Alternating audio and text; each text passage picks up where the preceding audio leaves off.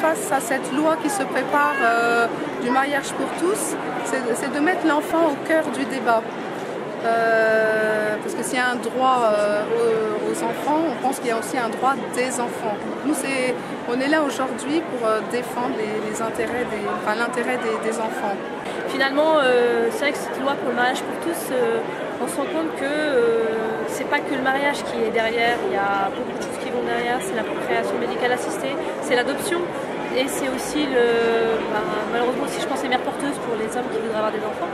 Et donc voilà, le but c'est de remettre l'enfant au milieu du débat, parce que finalement on occulte complètement l'enfant dans ce domaine-là. Le symbole en fait c'était en fait un papillon, et le papillon ça symbolise en fait l'enfant pour s'épanouir, se développer dans la vie. Il a besoin des deux ailes d'un papa et d'une maman.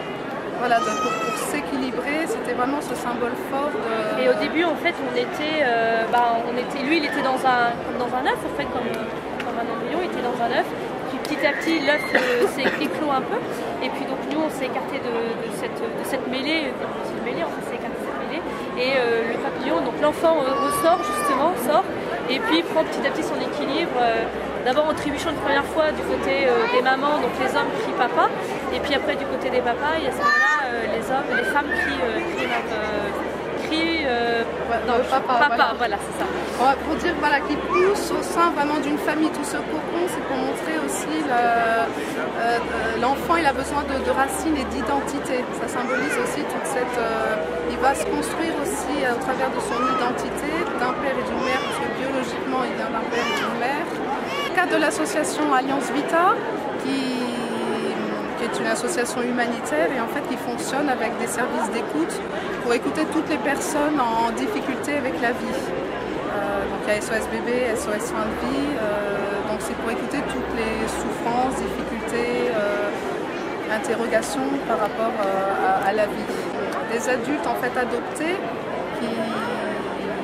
qui expriment un petit peu leur désir de connaître leur identité et parfois souvent leur souffrance de ne pas la connaître. Aussi, pour eux, ça a été important de s'équilibrer, s'épanouir avec un père et une mère. On est vraiment pour développer la solidarité auprès des plus fragiles, donc des enfants dans les familles monoparentales, aux familles récompensées, il faut les aider, mais là aujourd'hui on dit qu'il ne faut pas les susciter par une loi des situations déséquilibrées ou des situations fragiles. Là, ça commence, c'est déjà un geste assez fort qu'au pied levé dans 75 villes simultanément il y a quelque chose, et c'est un phénomène qui va s'amplifier certainement au niveau national. Je pense qu'on a aussi également de plus en plus le soutien des mères qui ne veulent pas marier des hommes et deux hommes ensemble et deux femmes ensemble.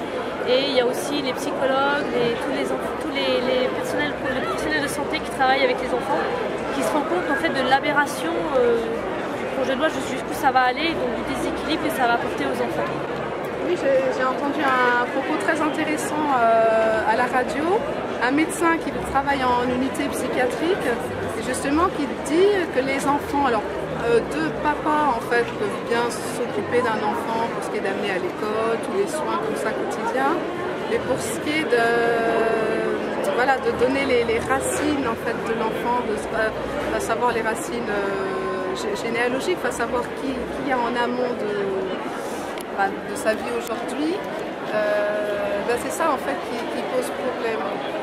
Et également, effectivement, j'ai entendu aussi à la radio que les mères s'organisaient un peu parce qu'ils ne souhaitent pas prononcer les mariages pour tous. Le fait de permettre à deux hommes ou deux femmes d'adopter des enfants, les enfants en fait sont discriminés au départ parce qu'ils n'auront pas une papa et une maman, ils auront deux papas ou deux mamans.